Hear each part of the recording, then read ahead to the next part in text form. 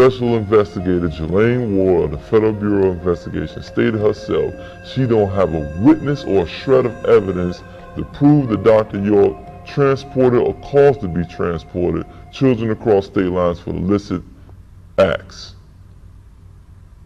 The root of the indictment. She don't have a shred of evidence to prove it, or eyewitness.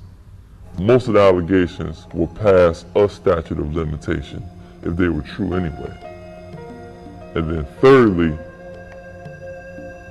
the other counts weren't even illegal at the time when they stated these acts happened. You know what I'm saying? Initially, like the transporting of children across state lines for the purpose of illicit sex.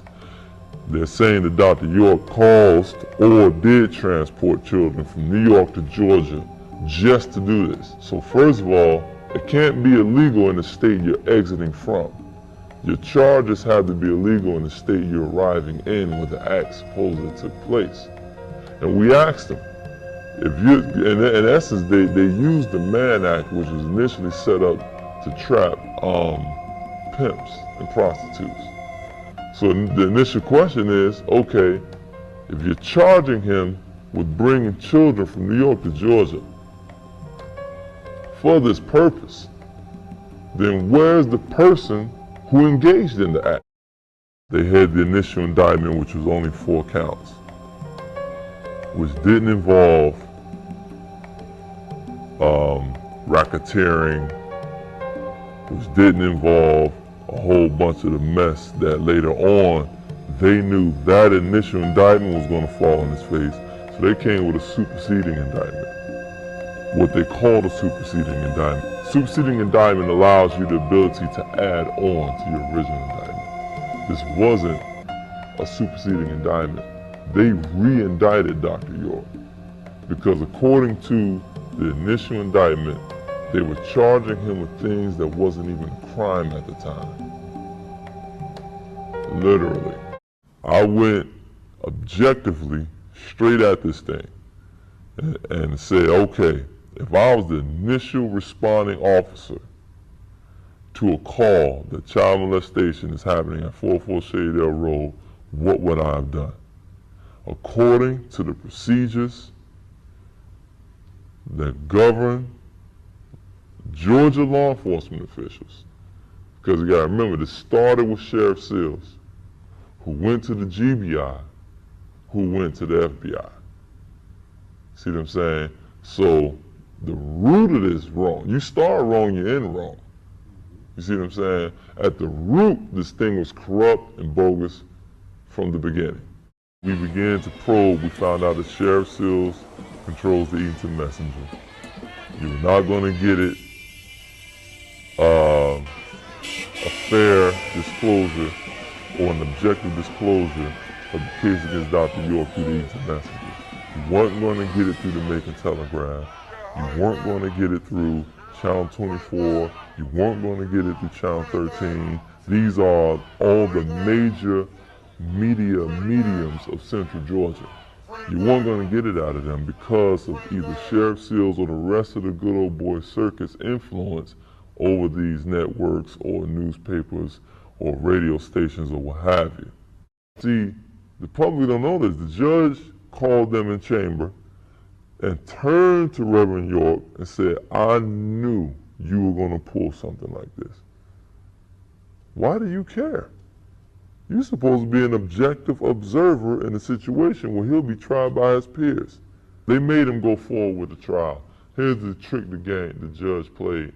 He said, I'm not going to let you release Manny Aurora. How you going to tell Dr. York?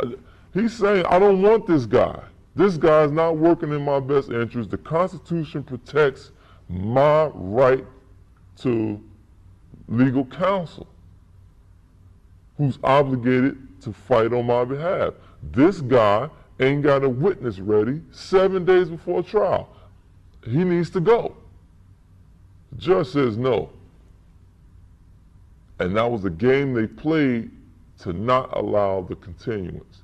Then as soon as the trial started, the judge allowed Manny Aurora off the case. The testimonies of the alleged victims was ridiculous. The lack of evidence. 8 out of 13 alleged victims in the indictment testified that nothing happened to them. 6 of the 7 who were said to have been molested currently during the time of the arrest of Dr. York testified for Dr. York. 5 of them were proven by state agencies and judge order to have been completely not abused in no way, shape, or form, physically, mentally, sexually. They testified on behalf of Dr. York. The lead prosecution witness recanted her story. What more did the world need to see that this man has been completely railroaded? Went to the trial and I seen it. They never produced any evidence. Don't believe me? Check it out. You will find out there isn't a shred of physical evidence against Dr. Malachi Z. York to this day. Not a doctor's examination, not a picture of the act, not any videotapes of the act, not any DNA samples that were used or presented as evidence during trial. Nothing. Not even a testimony that he did it but destroyed the sheets every time or something. Nothing. Nothing.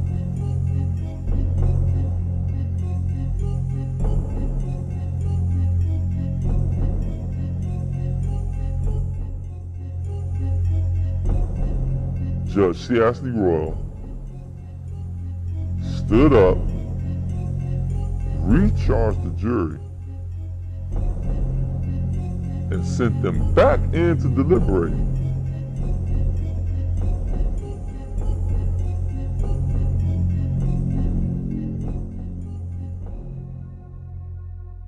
So this jury was never presented any sound evidence that proved that Dr. Malachi Z. York was a criminal,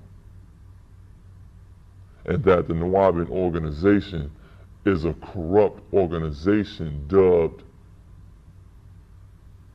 a criminal enterprise that warranted the RICO charge. A young lady named Habiba Washington, who has a child with Dr. Malachi Z. York, she became the star witness to corroborate all of the lies in this bogus indictment against Dr. York. Look at the indictment, look at Habiba's involvement, things like that. And then the bombshell happens where the most powerful weapon the prosecution had recants her statement. In terms of money structuring, which is one of the main counts against York, Habiba Washington testified repetitively. She was never given any instructions to structure money as the chief financer from York or anyone in the Nõūāɓiñ community. I told them about life in the community, growing up, why we left. I was questioned about the money charges, the money situation, because I did deal with the financial situation. I told them how we ran our finances. I ran off, different people that I knew that was there, different people that I knew that had left, and why they left.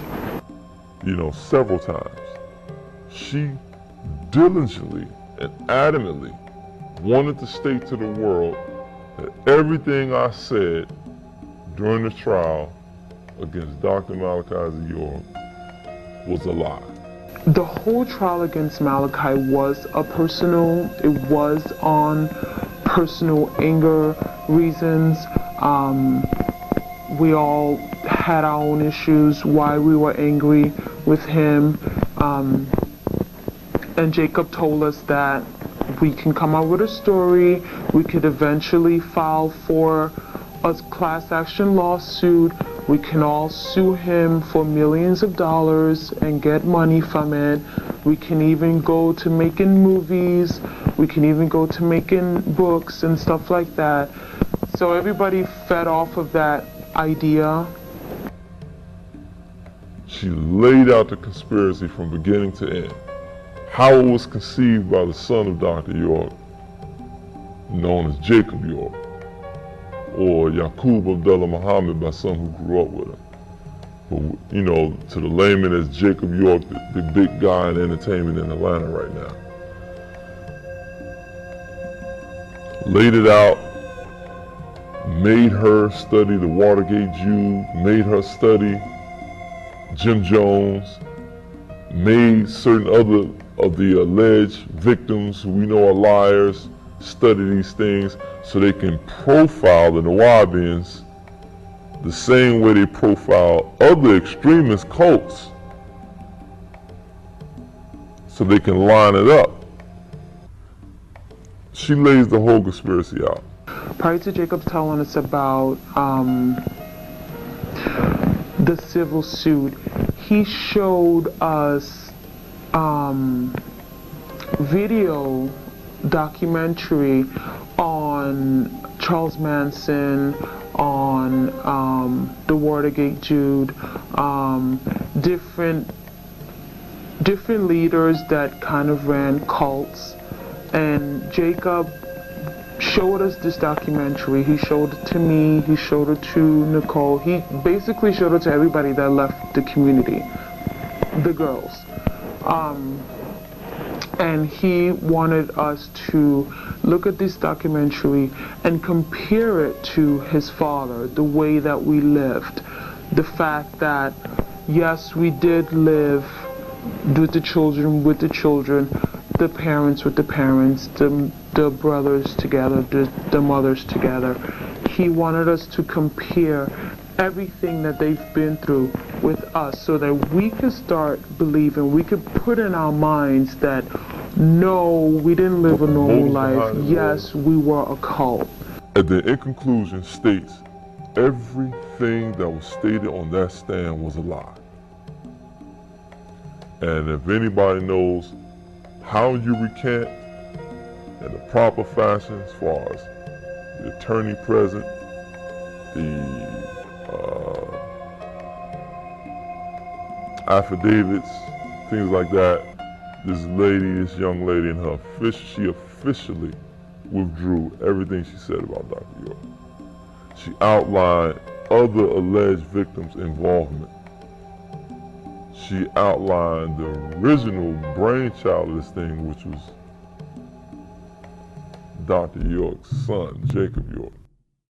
I would love and challenge Max Woods, Moultrie, Jelaine Ward, Stephanie Dacker, Sheriff Seals. You get on that end of the table, and I'll stand on this end of the table, and let's present our facts as to whether Dr. York is innocent or guilty. Pay-per-view. All proceeds go to the winner. Dr. Malachi York is innocent, and Dr. Malachi York needs to be freed. Now, that's what I have to say. You know, and for the world, and for those who's watching,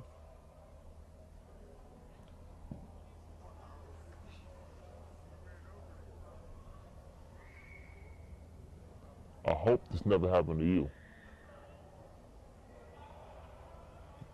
Because then you'll see, you know what I'm saying? You'll see how they do us. He's innocent, and I'll never stand for anything else except his innocence. Because I know better. That's what I have to say.